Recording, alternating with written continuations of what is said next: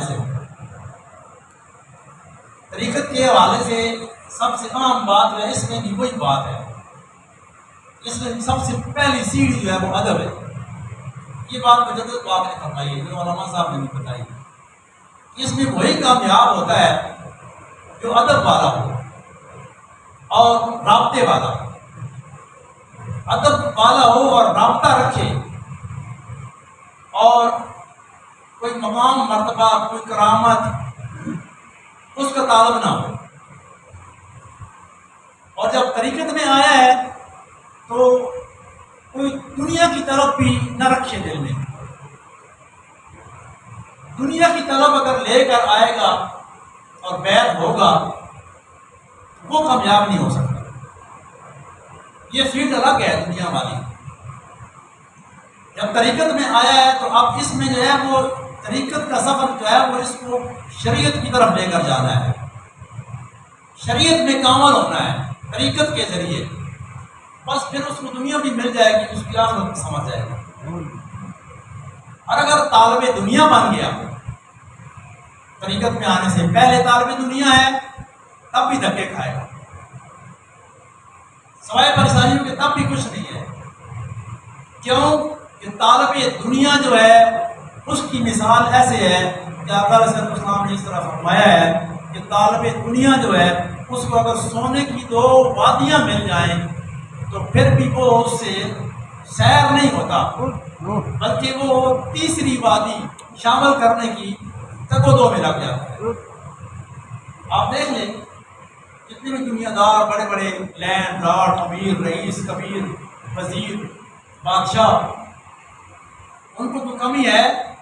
پاکستان کے بینک بھر گئے, دبئی کے بینک بھر گئے, پلازے یہاں بھی ہیں, پلازے وہاں بھی ہیں, پھر بھی ابھی تک سیر نہیں ہوئے. عالم مزید اور ہو جائے اور ہو جائے. کہاں ڈالو گے, کہاں رکھو گے, کہاں کون سے بینک اب بھرنے ہیں, نہیں, سیر نہیں ہوتے. یہ دنیا دار کی مثال ہے.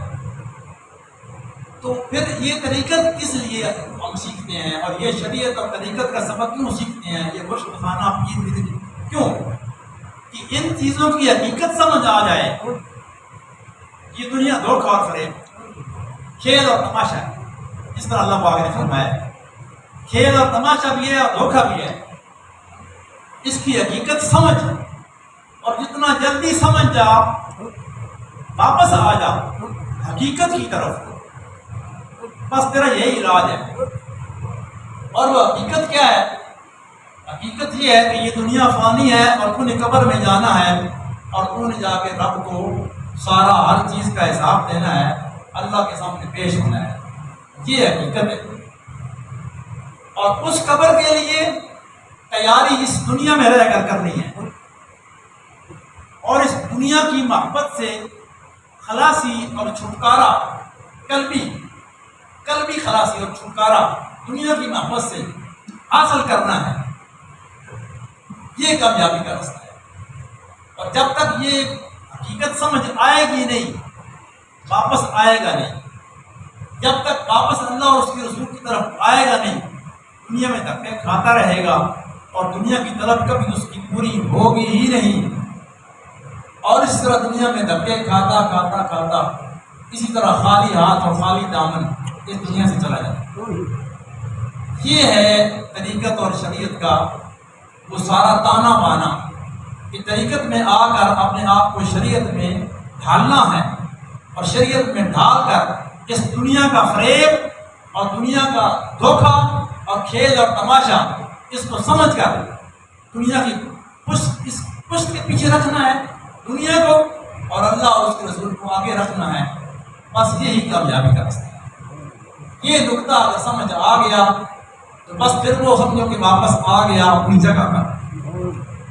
جس کو تو واپس اپنی جگہ پر آ گیا تو پھر اسے اللہ تعالیٰ کبھی رسوا نہیں ہونے دیتا, اللہ تعالیٰ کبھی شرمندہ کبھی نہیں ہونے دیتا. نہ اس کو دنیا کی کمی رہتی ہے, نہ اس کو عزت کی کمی رہتی ہے, اور اس کی دنیا میں بھی عزت, اس کی قبر میں بھی عزت, اس کی حشر میں بھی عزت. اور جو دنیا دار ہے اس کی اگر ہوتی بھی ہے عزت تو وہ چند دنوں کی دنیا کی زندگی کی عزت ہوتی ہے. جیسے ہی آنکھ بند ہوتی ہے قبر میں پھر اس کے ساتھ معاملہ دوسرا دوسرا شروع ہو جاتا ہے۔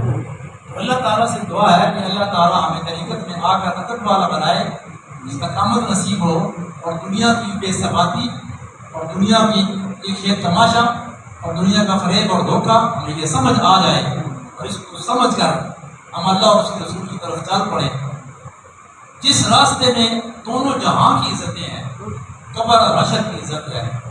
اللہ تعالیٰ وہ راستہ ہمیں نصیب کرے۔